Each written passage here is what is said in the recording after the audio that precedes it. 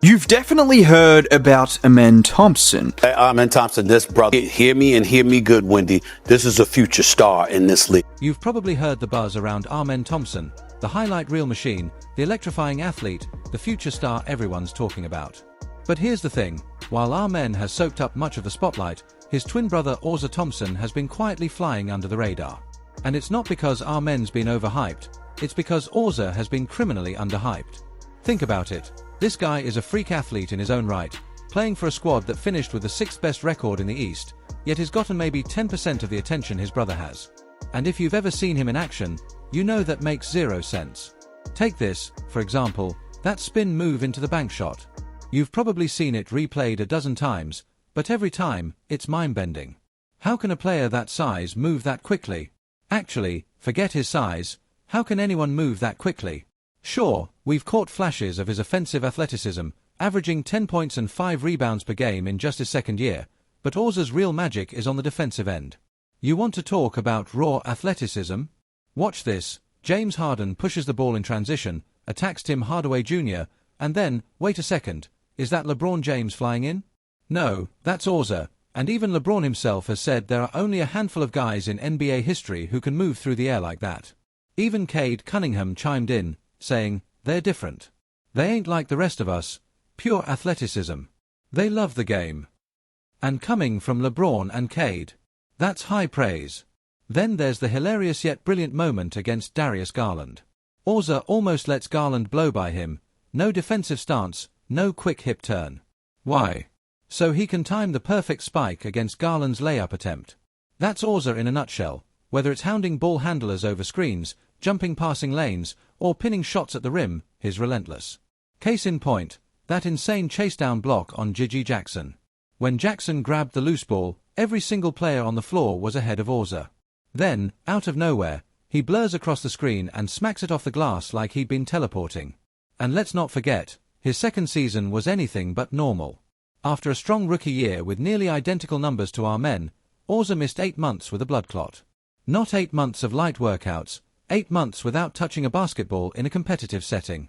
Naturally, he started slow, limited minutes, inconsistent starts.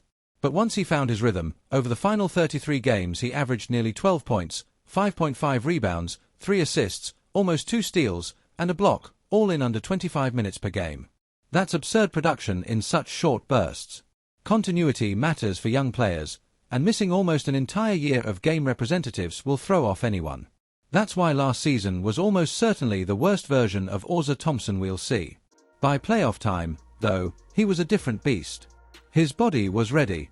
His instincts were sharp. And while everyone was still talking about Jalen Brunson's heroics, well, let's just say people are about to start talking about Ausar Thompson a whole lot more. What often goes unnoticed about Ausar Thompson's playoff run is just how effectively he shut down Jalen Brunson in multiple games of that series, especially in Game 5. With Detroit trailing 3-1, playing on the road, and matched up against one of the league's most skilled scorers, Ausar completely took over the defensive assignment. And when I say completely, I mean it. Watch him here, one-on-one against Brunson. Brunson tries to back him down, but Ausar holds his ground, refuses to bite on fakes, recovers instantly on the step-through, and forces a miss. When's the last time you saw Brunson hit the side of the backboard from that spot? Here's another possession. Brunson isolated again. Perfect defense from Ausar, shadowing him step for step on the fadeaway, using his wingspan and lightning reactions to contest. And it wasn't just in the half court, he applied full court pressure all game long, staying glued to Brunson wherever he went. The result? Brunson had arguably his worst playoff performance in Game 5, shooting just 4 for 16. And while Brunson was excellent overall in the series, even hitting the game winner in another game, a minute before that clutch shot, Ausar had locked him down again in a way very few defenders in the NBA could. It's no coincidence Detroit was roughly 15 points per 100 possessions better with Ausar on the floor in the postseason. When he sat, it felt like the Knicks could finally breathe. Now, defense is clearly his calling card, but what about the offense? That's where he's still growing, especially after missing 8 months of basketball before the season. Even with a limited role, we saw flashes of what he can do. Check this out, against Michael Porter Jr., he keeps the dribble low, bursts past him, and flips in a reverse layup. Or this, soft touch with his left hand over Franz Wagner. The quickness, handle, and athleticism are all there. It's just about refining the details.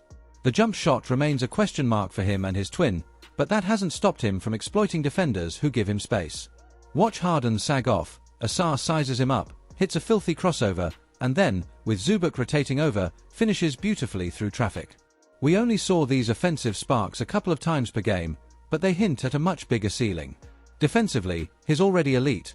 Offensively, his development as a scorer and playmaker could take him to an entirely new level in the next few years. If you're still here, thanks for watching. Subscribe if you want more breakdowns like this. It's free, and a like would be awesome.